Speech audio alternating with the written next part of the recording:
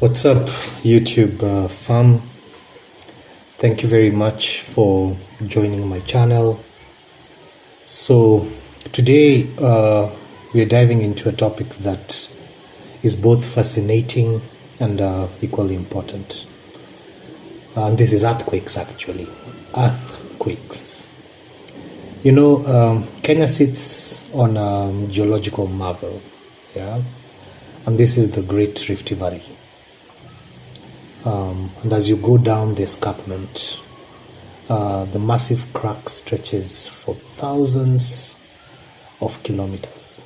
Like if you look at the entire escarpment, it goes all the way from Egypt downwards.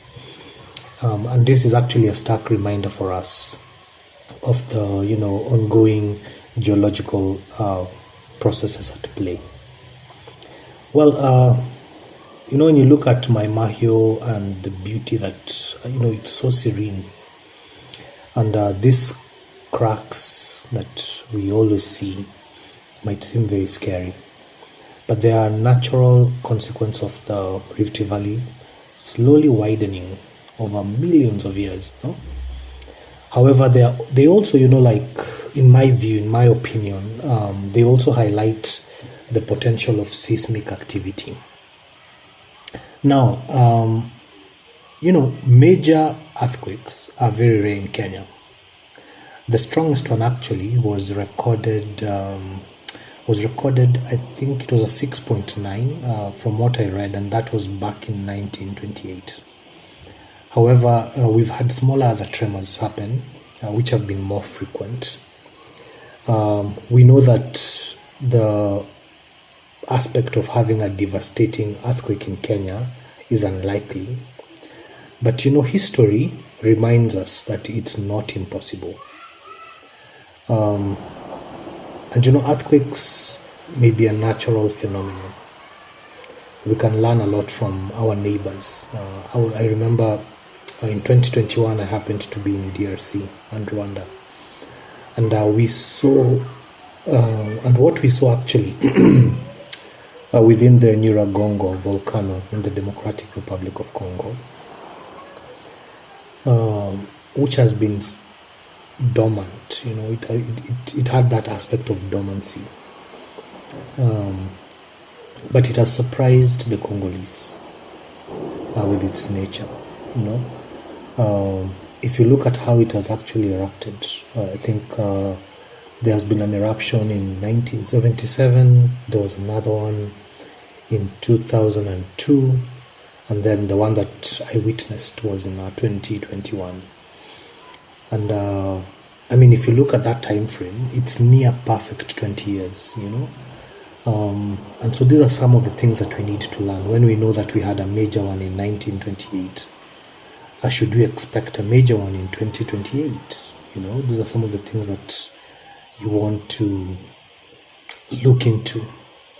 And a strong earthquake can cause serious damage.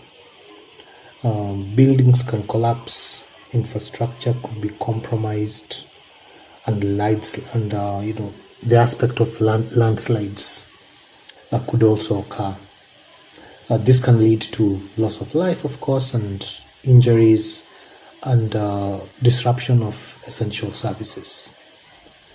And so when you look at our dwellings, our very densely populated areas, it's a stark reminder that there's so much that we need to constantly do. More so around how we build, our building codes, how we enforce stricter building codes that consider earthquake resilience or crucial aspects of disaster recovery and preparedness.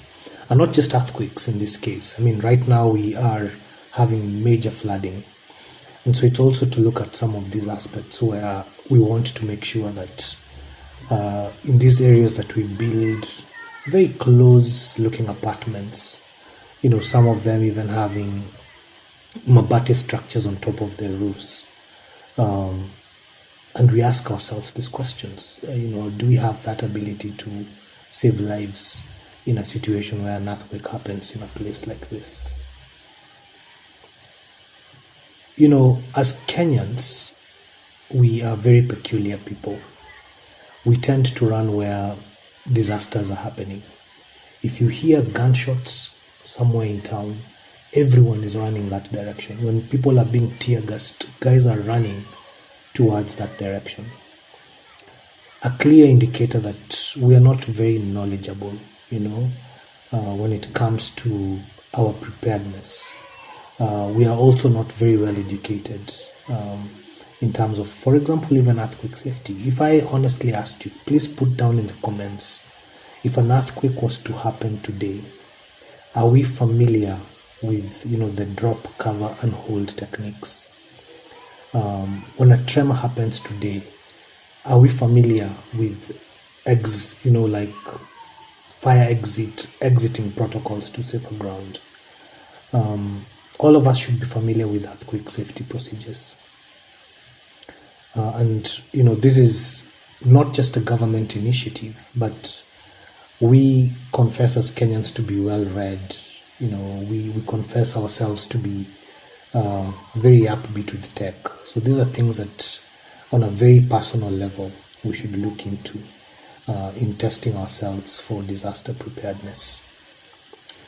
Well, there's so many other things that we can do right, but also having coordinated emergency response in place is very, very critical. This, for example, includes aspects like evacuation routes, establishing communication channels, because when an earthquake occurs, you lose a lot of stuff, and we have organizations like Red Cross, like NDOC, that are really doing a lot, but there's a lot of room that we need to improve. And also, let's not forget recovery. Rebuilding after a major earthquake will take time and resources, and so investing in disaster preparedness now can actually minimize long-term economic and social disruption. If you look at this map, it actually showcases to you the number of earthquakes that are Mag 6 and above that have happened over the years. And you can see, for example, in 2023, we had over 1,000 of those earthquakes happening. We are lucky these are not happening in Kenya, but if one just happened in Kenya, what are our mitigating? How are we mitigating this? So, whilst they are natural phenomenon, but they have a lot in terms of impact, right? And let's learn from our neighbors who have systems that actually showcase how to react in an earthquake situation, right? Let's have a lot more public awareness. Let us have a lot more that we can establish as a country in disaster preparedness, and not just for flooding, but for also aspects like earthquake. So thank you very much. Hit that smash button, smash that like button. Please subscribe. I hope this content was informative. Go out there and do a little bit more research and get information on earthquake safety and preparedness. And together, of course, we can build a very, very safe Kenya, right? Just by understanding what it is that we need, we need to be doing. Cheers. Have a beautiful day.